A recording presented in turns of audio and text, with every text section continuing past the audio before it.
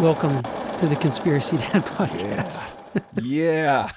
Today, my children decided to make hot cocoa, and my middle son was very adamant that he needed or wanted to use the Conspiracy Dad Oh, coffee mug for his hot cocoa. And I said, yes, you may. sure. Absolutely. Do your kids, I know that your daughter has given us a shout out Yeah, once, she's but a contributor. Yeah. do your kids talk about the Conspiracy Dad podcast at all? They ask you questions about, Dad, well, what do you? I heard at school today this. What do you think it means? that sort of comes up. I have to remind, like, when Sarah's even more diligent about this than I am, but have to remind Ben especially because he's the older one. Like, hey, we don't need to tell everybody that Dad doesn't believe in the moon landing. That's like a in the house conversation. But Ben actually saw a UFO about a week ago. We were driving to dinner for my wife's birthday, and Ben said he saw a UFO out the car window, like in the back seat of the car. It's dark, but it wasn't late. I mean, it was 6, 7 o'clock p.m. And I was totally dismissive, like a dad should be when his son's talking. And he says, "Yeah, look at that, it's a UFO." And I was like, "Uh huh." And Sarah turned around and she goes, "No, no, that's just a water tower." I kind of just blew it off like there's a water tower like a couple blocks inside of the neighborhood that we're driving by. And then I heard Sarah, I wasn't looking at her, but I heard a very genuine, "What? Well, where did it go?" And I was like, "What?" And Ben goes, "It just flew off." And she's like, "No, seriously, where is it?" And I was like, "He really saw something. That's pretty cool." So I said, "Okay, after dinner, we'll come back by and see if we can spot this water tower." Like, because we kept driving, there's traffic and stuff. And there's no water tower in that neighborhood. So That's interesting you'd say that because I've heard another personal connection with a UFO sighting. They thought it was a water tower as well. And it's a really cool story because they own I don't want to say, no one's going to hear. No one cares. They own like a sod company. So they have like a lot of land outside, and they were out on the land. And I've listened to the recording of it because they sent it to me, the dad and son that saw it. And they're near a river, and they were saying like, they could see it in the distance. And I think the dad said something like, there's no water tower out here. yeah. And he was like, what is that? And they were driving closer. And as they got closer, they're like, that is not a water tower. And I can't remember. I think it went into the river. Oh, It didn't fly up in the air, went into the river, it disappeared. But it was a cool video. I mean, the interesting thing about the video was you can see the video working in the cab. And there's talking, and they're like, That's oh, pretty and the cool. dad's Yeah. like, hey, get this on the video. And the son holds it up. And as soon as he puts the camera up on whatever they were looking at, the screen goes black. And all you can hear is the audio, but you can't see anything. And then at some point, something happens and they get freaked out. And the dad's like, we got to get out of here. And it goes back down. And then you can see in the cab again.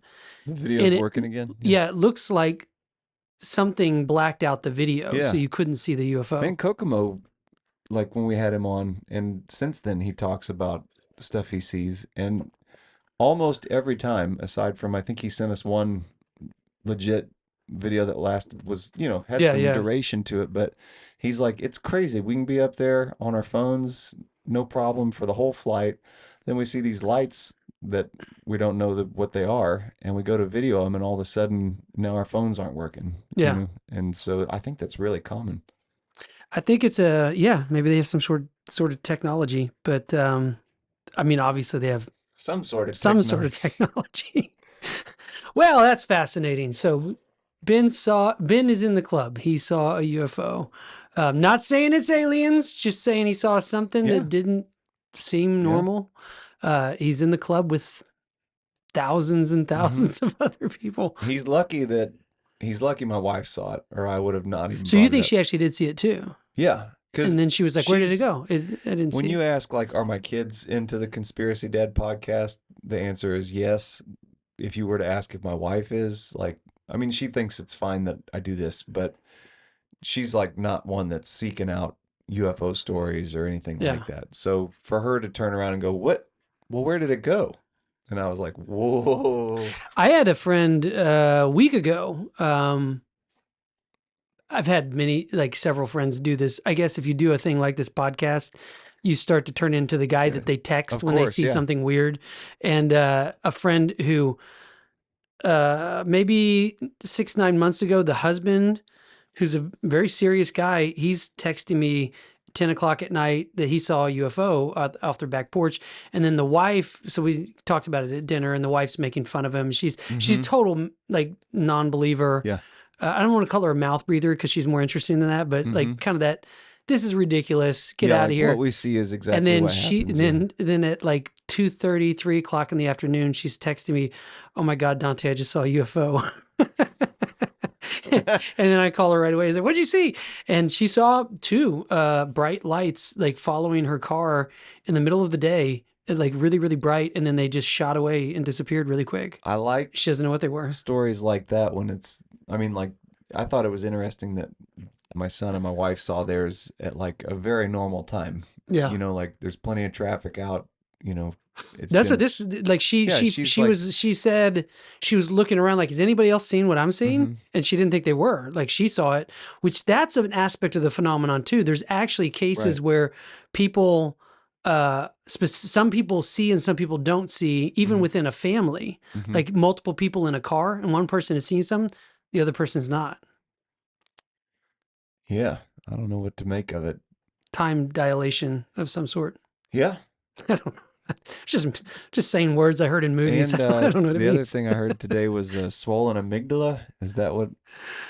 It was something on a podcast you sent to me. I was listening to, and that Swollen amygdala. there's a piece of your brain that people that have had UFO Yeah, yeah. sightings, That's there's a chunk of their Chris brain. Nolan Is it studies that. okay? Yeah. And it's like there are people also in their family that have that same feature to their brain, where there's a chunk of their brain that's like a different size, Boy, proportionate. this came out at dinner the other night, and I asked them. So the person who saw the UFO, I said, "Do you know if your parents or grandparents have seen UFOs?" Mm-hmm. And they were just totally like, "What?" And I was like, "I said, yeah." Like Chris, in his research, he's found that there might be a genetic component to it, and that Mm-hmm.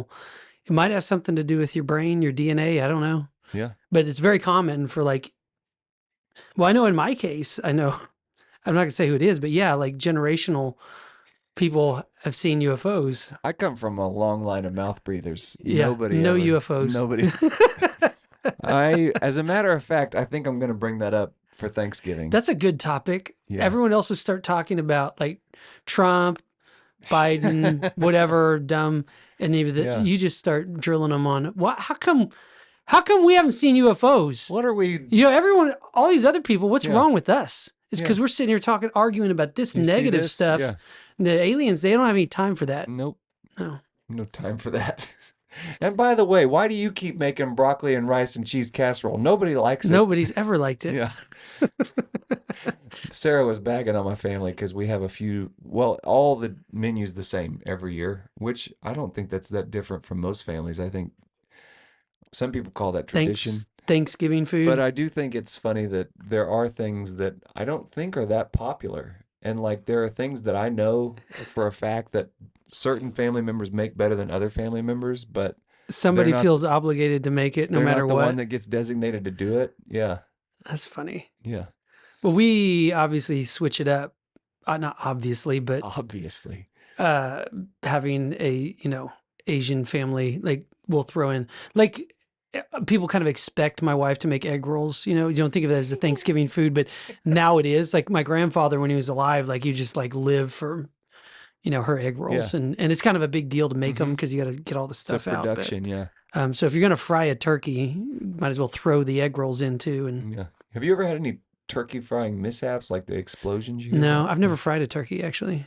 I usually smoke them. My very smart friend Michael very much warns against it. So Did he have an explosion? He just thinks it's not a good idea. Yeah, he's not one that likes to like learn from experience bad idea stuff. He just like Exploding ball of oil sounds bad. yeah, that's kind of where he's at with it. Like, well, Why no, would you could just cook it put normal. put it in the oven? Yeah. Kokomo, I think, has fried a turkey and lived to tell about it. Yeah. He strikes me as the kind of guy who would be really good at frying a He'd turkey. be good at it. And also, like, if you said, well, can't you blow up your house doing that? He would go, well, yeah, Yeah, if you don't know what you're but doing. Yeah. it's no, but you don't, not very often. A lot of people don't blow up I their house. think I could be wrong, but I think it's when you put in a frozen turkey. I think you're right. It's That's yeah, they can become a kind of bomb. like Breaking Bad where he I blows up remember the. in high school, somebody told me we were at like a bonfire somewhere. Mhm. You remember sandstones? Somebody told me like if you throw those in a fire and it's hot enough, they'll explode. Is it because there's so much air in there? I don't know, Like, but I did it and I didn't tell anyone, and it exploded, so it and does work. everyone freaked out, and it kind of might have hurt somebody. Thankfully, it didn't. But you take a sandstone. This is a dad hack. If you want to freak out the family on a camp out, you find a good sandstone about the size of your fist, and you throw it in the middle of those hot coals. You give it a couple minutes, it'll blow up. It's got to be like air pockets inside of it expanding. And sandstone's Sand is probably not a, yeah. explosive. Didn't you know that? That's what they. No, I'm just kidding. Oh. But I mean if it's sandstone, that means it's not as densely put together. So it's Maybe gonna bust up quicker, I think. It's a it worked once, and I don't people think were not happy with me. you said somebody could have got hurt, and I immediately thought, well, I don't think you're to blame. I think whoever mentioned that in front of a 17-year-old boy is It's to blame. true. Even if the other person that mentioned it was a 17-year-old boy. The blame is passed. Yeah, he's the one that brought it up. He was the instigator. Okay, so I had a real dad hack. Great. That was just improv dad hack. So this dad hack is we can all agree, and I'm sorry if it hurts feelings, but if you are the parent or the dad that literally every time you get into the car to go somewhere, your kids are handed an iPad or a movie is turned on in the back seat, you are not doing humanity any favors. Sorry, just saying. So they watch TV too much, and I'm somebody who I have screens on the back in the back of my SUV, and there are moments where we say, okay, we're going to watch a movie, but it's like, a long trip or it's not every trip is the point. Like, Yeah. and so if you're battling that where because what happens is they get used to it. Sure. They're really good at, psychologically manipulating you to just going, just shut up, Yeah, just take it. And so if you're in that place, what you do is you teach your kids to DJ. And so yeah. I set up playlists on my phone, and all you have to do is let one do it, and then they fight for it every time they get in the car. Yeah. So every time you get in the car, the dad, can I DJ? Dad, can I DJ? And it's great because they feel like they're gaming or watching, like they're interacting with the screen, but they're just listening to music. Mm-hmm. You pick music that you like or the music that, but it's been really, it's probably one of the best things. Like they immediately start to have favorite songs, really listen to the songs when they're on the radio because they feel invested in it. And they're not mindlessly, vegging out to some sort of stupid entertainment. Yeah. Yeah. So let your kids DJ. That's what I would say. Dad hack for the day. That's a good use of technology. Like when I was growing up, if you rode shotgun in your parents' car, you could control the radio. But whoever's sitting in the back seat, and if you had a van or a station wagon, yeah. no, not a chance, right? But here we are, pass it around. present day. Now you actually, anybody in any seat can control what's playing. So that's good. Do you have a dad hack for the audience? No, I don't know if this shakes the format up too much, but I'm seeking a dad hack. If you've got a son that's stubborn as hell, what do you do with that? Headstrong, just does not want to listen. Well, here's the jujitsu move he's pulling mentally is he's refusing to do X, Y, or Z. Hey, brush your teeth and go to bed. I refuse to do that. That's the short version of the conversation. And then it's like, no, I'm going to start doling out consequences. Well, pretty quickly he just goes, I'll say, okay, fine. Well, we'll just do that for 2 weeks then instead of one. Then he goes, fine, do it for 3 weeks.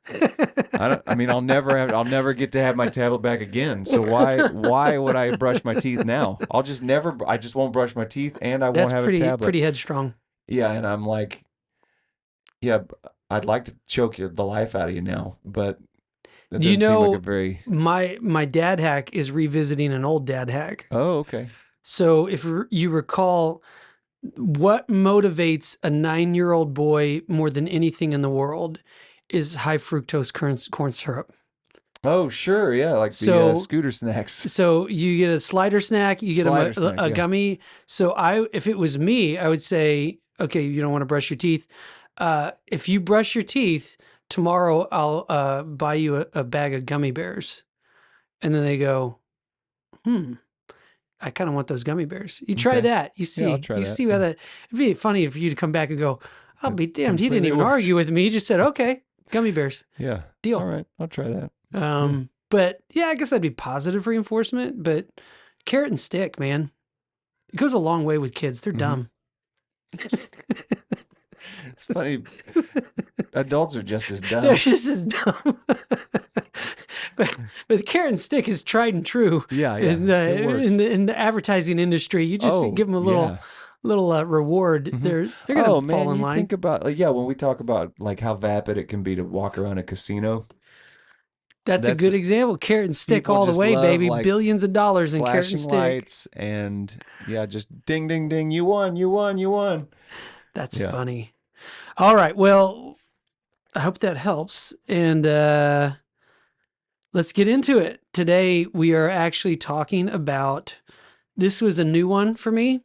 A friend of mine, he is a Christian artist from Nashville, PJ. I know he listens sometimes. So, Oh, right on. PJ I remember Anderson, PJ. fantastic guy. Oh, yeah, that's right. You went out to Nashville and Yeah. we did that record together. How could I forget that? We did a whole record together and drove to Nashville. And I'm like, just now remembering, Well, yeah, you know, PJ, that guy well, we did a record with. but if it makes you feel any better, I couldn't remember how I remembered him. So I mean, I didn't Okay. make that same connection. That's funny. Well, anyway, he was in town and he listened to the podcast some, and so we were talking about conspiracies, and he brought this one up because he had some session players filling in at some different gigs, and he was like, "Yeah, we are at the hotel one night, and this guitar player who's not Catholic, he was like really kind of carefully approaching me about like, hey, I've heard this conspiracy theory about the Catholic Church. Is like, is this true?" And it was asking him about what is known as the Chronovisor, Hmm. which is what we're talking about today, the Chronovisor. And yeah, my buddy was totally like, because he has a side company that he gives tours to Rome.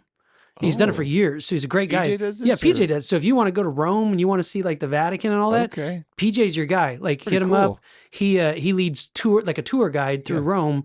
I think a couple times a year, and so he knows a lot Catholic. He knows the Vatican pretty well, and so the conspiracy was there's this thing like what's in the Vatican archives, Hmm. and so if you don't know, the Vatican has kind of like it's kind of like Indiana Jones, the Yeah. member of Raiders of the Lost Ark. When they get to the end, it's like miles and miles of warehouses underground. Hmm.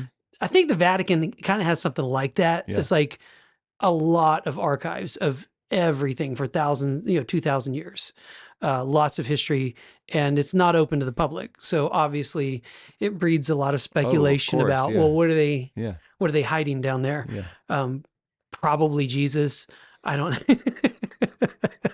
I mean, who knows? I just know the Baptists don't have anything in their basement. So, whose team are you going to be on? At least we got Pretty interesting stuff. basement. Yeah. There's something down there. And so this was the story that the guitar player was asking PJ. I was just thinking like Baptists, if they're successful Baptists, just have the fact that they are a Baptist church hidden in their basement. Yeah.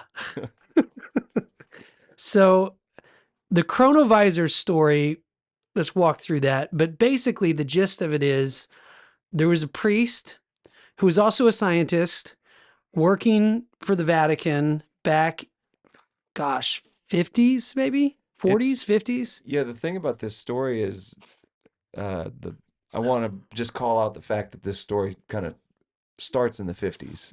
And the reason I just think that that's interesting is every time I was listening to things about it today, I kept picturing a priest in like the 1800s for some reason, but this is Yeah, no, not. no, no. It's This more is more pretty recent. recent. It's not very long So ago. yeah, it's involving a priest named let me see if I can pronounce this correctly. It is Pellegrino Ernetti.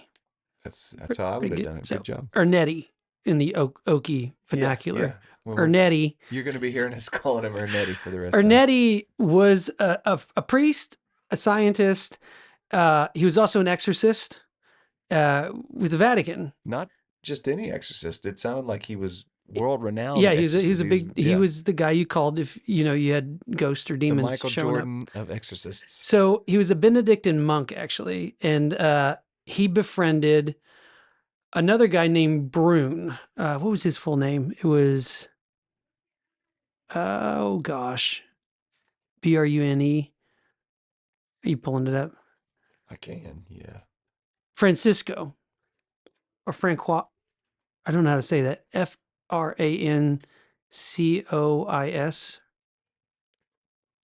That's it. Francis Brune. I don't know.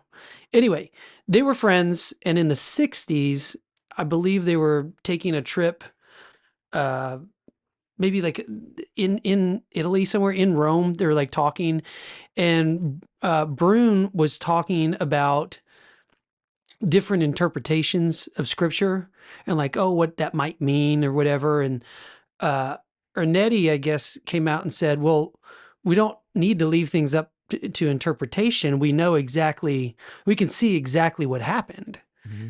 And Brune is like, what do you mean? What are you talking about? Yeah. And Ernetti begins to tell Brune that actually over the past couple of decades, he has been working with 12, I think, different scientists developing this device that they had developed, they had now developed called the Chronovisor. And that the Chronovisor was developed by Fermi. Enrico Fermi was a famous physicist at the time, and former Nazi, our favorite former Nazi scientist, Werner von Braun. Yeah. And those are the only two that we know of. And supposedly there were other scientists involved, and they developed this device. What this device did was it was like a way to view history. They called it a time machine, but it wasn't really, you're not traveling through time. Right. You can tune it to be able to view time, I guess, at any point in the past. You can, like a TV screen, you can just tune it in and watch what's happening. Yeah. And allegedly that's what Ernetti said, is that the Vatican had developed this. They knew about it. They used it to view past events, and that they had gone back and witnessed the crucifixion of Christ and his resurrection. And they knew for a fact that it had happened. That's the gist of the story, I guess. There was even an account of there, like, apparently you can find, or at least there's a book published with the picture of the image of the crucifixion that they found. And we can get into that, because the point, I guess, of the podcast would be, it wasn't just some little side story. It kind of started to become a big deal. Mm-hmm. And a lot of people, there were Italian publications that wrote about it and talked about it. And then he started to publish what he claimed were images that they had captured from the Chronovisor of Jesus and of other events from history. He didn't just say they went back and saw Jesus. They saw like the Roman Empire, Sodom and Gomorrah. I mean, they were using it to kind of, I don't know if you want to see Sodom and Gomorrah. It's like, why that one? Yeah. Really? But it picked up a lot of steam, and a lot of people were, questioning, is this a real thing? And eventually, the funny thing about it is that eventually the Vatican had to like respond to a lot of the questions about it. Mm-hmm. And they issued an official statement about it in the early 80s. And in that statement, they're saying basically, this doesn't exist. But then they really explicitly go out of the way to say, but if a device did exist that did what you're saying it does, anyone who used it would be immediately excommunicated from the church because of the implications of what it would have on power and politics and world, everything. It's a little too like, okay, guys, well, why put that part in there Right. if it's just a silly story of a Yeah, thing we don't need that, like yeah. we don't need like a specific statute of what the consequences would be if you did make such a piece of equipment. If yeah, like you said, you could just blow it off. It's sort of like thou doth protest too much. No, it's exactly it. Yeah. So, excuse me, allergies still kind of fighting. I had COVID like a week and a half ago. Yeah. Much better Give me a now. kiss. Yeah.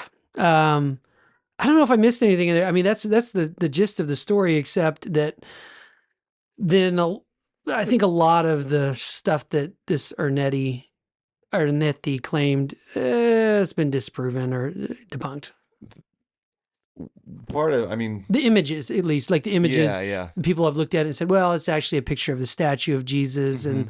and several other things that he put forward. I think clearly he didn't. They were just fabricated. It's weird. I mean, I'm pretty intrigued about how highly regarded he was as an exorcist.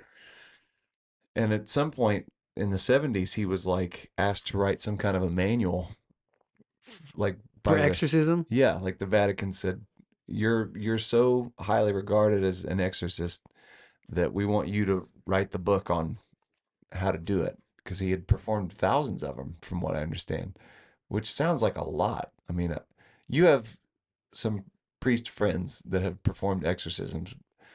Do you have any idea of like the numbers they put I up? have one. Okay. Most priests don't do that. 1,000 seems like a That's a lot. lot. That's Yeah. a lot of exorcisms. Um, yeah, I don't know. I mean, if you're the guy, I mean, that's one I do every know day that for like 9 years. for the serious exorcist cases, like it doesn't happen very often. There is a very small number of people that actually deal with that. So it would make sense that out of hundreds of millions of people, Okay. you're not you know the average priest or the average bishop, Mm-hmm. they're not going to get involved with something like that. They probably call a guy and say, hey, call the Yeah, but just Vatican. the logistics of traveling from one small town to another to deal with It's a lot. I bet they just send it's hard the to fit victims to thousands in. Rome. I'm just thinking about like, well, but I mean, somebody that's possessed, Yeah, they're not going to they're not fly going to be well. very compliant. They're going to say bomb on the airplane. TSA might have something to say about that. Just thinking about at my work, we have an embroidery machine, and there are like, I don't know, 10 techs in the whole country. So if you have a problem with your machine, you have to call the company and they send a tech. But the wait for that is weeks. Hmm. So, I mean, same thing I would think goes for an exorcism. You don't just like, it's not AAA. Tow truck doesn't come right away. Maybe he was just really good at it. Yeah. Technically, I know in every diocese, the bishop of those dioceses is the exorcist for that diocese. Like they have they have the ability to do that, and they would only, I think, have an extra person to do Hmm. things if like the bishop didn't have time or whatever. Maybe there's a lot of demons in that diocese, whatever. Bring in I was backup just help. when you said it's like that's the bishop's job. I just was thinking like, well, I've been in workplaces where like maybe somebody's pretty good at accounting, so they get put in HR because that happens to share roles with payroll. Like it's a Yeah. small place, and I'm like, sometimes you're not qualified for all the jobs. Like you're a specialist in one area, and then like, oh yeah, they make me run payroll also. And so, like, if you're a bishop, maybe you're really good with theology and you remember history real well. And they're like, we need you to do sorry, man, It that lands does. in your It lap. does. I've thought of that. Like, I think that the church, that might be one of the blind spots is like, yeah, this kind of blanket, uh, designation for tasks obviously is not a good You don't want to long-term exercise people. strategy. That's your problem. You shouldn't have taken the Well, job of on the bishop. long list of things, I mean, I Yeah. think that's one of the things that a lot of pastors in lots of churches deal with is, the kind of person who's drawn to religious work they're not necessarily a CEO. And then Right. they're kind of Yeah. put into a position where you're supposed to act like a CEO. Sure. And Yeah. they're, a lot of guys that they don't like confrontation. They're Mm-hmm. very, just kind, caring people. And then you think, yeah, you got to go in and you got to fire somebody. It's like, they're not going to fire anybody. It's not in their DNA to fire anybody. And that is, yeah, yeah, tough call. I The don't know. church that I play at on Sunday mornings is full of a lot of great people. I really enjoy playing there. And um, our green room, it is like the office for a lot of the staff. So we sit on a, like couch kind of For the lounge area, Catholics listening now, this will be like, what like is the he talking what? about? And A a lot of Protestant churches are modeled like concert venues, and they have green rooms. That's maybe what you would describe in the Catholic world as like a narthex, or like a Okay, yeah. place that's not the sanctuary. Just so you know, the Protestants, they'd like to approach it in a very Hollywood kind of way. So anyway, sorry to interrupt you. The Catholics are still No, there's literally be like green room, I'm glad that like you, like yeah, Aerosmith green room. Like, yeah, yeah, kind they of, got a yeah. green room. So our green room is also the staff office, but I don't imagine you have this in Catholic churches. I mean, maybe you do, but this is something you would see in like more like uh, contemporary workplaces. That on the each staff member's desk has a little like a nameplate, right? I mean, that's common, but under the name on the nameplate is their like personality profile. And where I'm going with this is like to your point, if you look at all of the profiles, it's like a four-letter code. And so like whatever your strongest component is the first letter. And so like Why would you do that though? I think the idea is like in a workplace, if I come up to you and I see that you like are a sensitive, like an emotional person, then I'm gonna approach whatever. Wait. We got to backtrack. So it's Yeah. their name, So it's their and name. then like four adjectives that Yeah, describe them. and I forget the mechanism that they use, but this is like a common personality test you take. And so, This is common in a lot of churches. no, it's not just churches. This is like common in like a lot of workplaces, or at Man, least I've this. ran my own company so long. I don't know what corporate America is doing. That's very So strange. kind of like top five personality Okay. types. It's that sort of thing, or like Enneagram. It's that sort of thing. This particular one I don't know the name of, but at the church that I So it play, would come up to you and it would say, Dave, yeah. assertive, kind. Well, mine wouldn't say that, Well, okay, well, right? But give me an yeah, example. you got the right So that I'm idea. Yeah. walking up and I'm kind of judging you before I even talk to Yeah, you. so if I see that, like, yeah, let's say I see on yours assertive, and I know that I've got a way that I want to suggest that we, run this operation a little different, I might take a different tact with you than I would with the guy sitting next to you that's like a big feeler and an empath. Because I would go to the assertive person, I would say, "Hey, would you be open to?" Do you think that actually works? I don't know. I think it. I feel like if you had a, a, psychopath working in your company, it would just make it really easy for them to Oh, navigate and for manipulate sure. Yeah. everybody into like screwing everyone over, Yeah. you know? Yeah, I think you're right. So you don't need they don't even have to be a psychopath. They just have to be Kind of a smart. little bit more of a type A person because you're right. In that office, somebody made the joke that like almost 9 out of 10 of the people in the office are all like feeler emotional type people. So like conflict averse, that At sort this of thing. Yeah. church green room. Yeah. And so, right, if you're more of a type A assertive person, you look around, you're like, oh, I can run this room easy. Look, it's on their desk. Yeah. I was listening to it was a guy talking about psychopaths. It was that study on gaslight. Did you ever Mm-hmm. watch that, the No, I movie? got to watching the remote viewing thing. But so you didn't watch the commentary No. on it. I actually watched it 2 nights ago, and it's really good. But he was talking about the mindset of a psychopath, and that like they've done studies, and psychopaths would admit like they almost have, like they would say like I can recognize a damaged person like within seconds of just like Sure. looking at them Yeah. on the street, and I can say that's a victim. Golly. And they Yeah. literally can like go victim to victim, and Mm-hmm. they almost like a sense like they can just like smell it on them Oh or yeah. something, like this guy's weak, I can totally push him over. I totally believe that. I like the analogy I draw a lot of times is drummers. When you hear a drummer hit a snare drum, you you don't have to hear anything else, but when you hear him hit the snare drum, you go, You know what he's kind of good. drummer he Or is. like, Yeah. ooh, it's gonna be a long night. And I think it's that way with a lot of pursuits you get into. And if you're a sociopath and you are highly adept at taking advantage of people, you get really quick, and you can hone in on people that are very susceptible to that. Man. Yeah. They don't need to put a little nameplate up.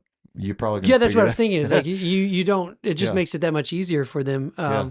I've never heard of that. That's very strange. How many corporations do you think are doing things like that? Nameplates with personality traits on the nameplate. I don't know how many, Because but if you I know much about personality traits, you might be able to look at it like loser, winner, loser. Like, why would you put that out there? You know? I kind of have a sense of what your nameplate might say. Yeah, yeah. I don't know if I'd be. And which is earlier when you were kind of talking about Just this. know it's the band is Dante and the Hawks. It's not the Hawks. That's right. The band is Dante and the Bird Dogs. Yeah, It's not the totally. Bird Dogs. Well, and by the same token, like I volunteer to be the bass player for a reason. You Yeah, don't want to I be the don't front guy. necessarily. Yeah, Yeah, exactly. that's funny. Well, uh, we sidetracked from Chronovisor quite a Hmm. bit there. I think it was all good stuff. It is. Well, if you would like to look it up, Wikipedia does not have much, but I did find a really fun Art Bell episode on Spotify. On the Chronovisor. Yes. Okay. And so he has an interview with a guy who wrote a book about it, and I'll put that in the show notes so that if you really do have some interest in looking into it, you can Well, find it. and one of the things that is to note, I mean, obviously the Vatican saying, yeah, if you ever did use this, you'd be in big, big trouble. That's kind of a tell. But then Brune, the friend, he to this day, actually, no, he died. He died in 2019, but he always believed. He was a believer to the Hmm. end. He's like, now he was telling the truth. They had this, but Ernetti passed away in the 90s, and his family said that on his deathbed, he confessed that he made the whole thing Oh, up to, um, you know, I don't know, trick people into believing into Jesus. I don't know, but it's one of those like, well, I don't know. There's no, yeah. they might have just said that. Who knows? On his deathbed. What does that really mean? What would you want to see? Did anything come to mind when Ooh, you were listening to shoot. this? I could go anywhere in history and see something. God, yeah, I'd go see Jesus. I mean, you could not see that. What else would I go see? If I could go anywhere, It I'd from like I go anywhere and in Yeah, any time. I yeah. would go verify that damn moon landing. Oh, You know that's what I good. mean? I'd Yeah, go yeah. sit on the moon in Okay. 1969 and just Yeah. wait for them to show up. And then when they didn't, I'd record it and send it back to NASA and say, bullshit. Yeah. Or you could, if you didn't want to make the trouble to go all the way to the moon, you could just go to the studio that you believe they filmed in. That's true. You could just, catch them in the I act guess, there. yeah, I would use, this is what I would do. I would start to strategically go back to all of the good conspiracy points in Yeah, history that's pretty and good. get to the Yeah. bottom of things. Yeah. I'd go to Kennedy. I'd Yeah. find Yeah. out, I'd Find a watch, good I'd see place to watch from see Dallas. two Yeah. bullets going both Yeah. ways and go, all right, Hmm. I know what happened. Um, it seems strange. Like, I don't know how you would navigate that with a machine. Like, how are you navigating space and time? Right. You That know, was something that came up because in it's like everything I got convenient into on it. that the image of Jesus was the same image like that we've seen in Right. all of the films Yeah. about Jesus. Hmm. But that's not what it would. What about the kid's perspective on the side of the road, or the Right. the Yeah. guy standing just behind Jesus? What that would look like? How do you choose Yeah. the perspective you're taking, and then how does that show up? Like, is that affecting time in any way? They don't know that you're watching them? Yeah, my understanding from looking into this is that, yeah, the nice thing about this invention is that you're not affecting the course of history. There's no butterfly Oh, well, effect. that's nice. Yeah, isn't that nice? Yeah. All right. Well, hey, if you want a good conspiracy, check out the Chronovisor. YouTube that, Google that. There's lots on it out there. It's a fun one. When I first heard about it, I thought it was really fun and wanted to share that with you guys. Personally, I think it's a crock of shit. I don't know how Didn't you pass feel. the test. Didn't pass the smell test at all. But it's also a fun, and I do think that there are definitely there's probably a lot of wild shit in the Vatican archives that I definitely would This love to just doesn't see. happen to be one of This the is just things. not one Yeah. of them. I think this is a distraction from Yeah. what's really down there, Yeah. which we all know is way more interesting. So anyway, thank you for listening, and we'll see you guys next time.